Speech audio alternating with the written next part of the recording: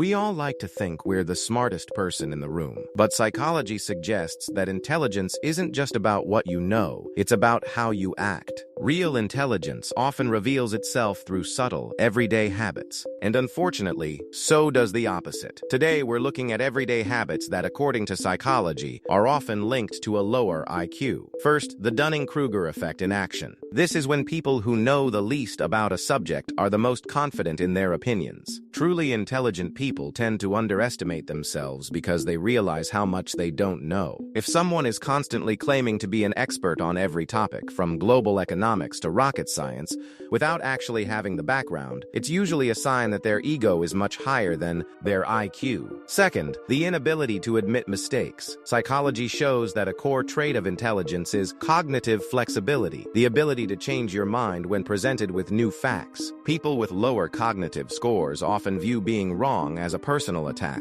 Instead of learning, they double down, get defensive, or blame others. For them, protecting their pride is more important than finding the truth. Third, a lack of curiosity. Smart people are notoriously curious. They want to know how things work, why people behave the way they do, and what lies beyond their own experience. A major red flag for lower intelligence is a complete lack of interest in learning anything new. If someone is content with only what they already know and shows no desire to explore new ideas or perspectives, their brain isn't getting the exercise it needs to stay sharp. Fourth, poor emotional control. Studies have found a correlation between lower IQ and high levels of aggression or frequent outbursts. This is because high intelligence is often linked to better impulse control and the ability to process complex emotions logically. When someone constantly reacts with anger or loses their cool over minor inconveniences, it suggests they lack the cognitive tools to navigate social or emotional stress effectively. Fifth, falling for pseudo-profound nonsense. We've all seen those social media posts that sound deep but actually mean absolutely nothing.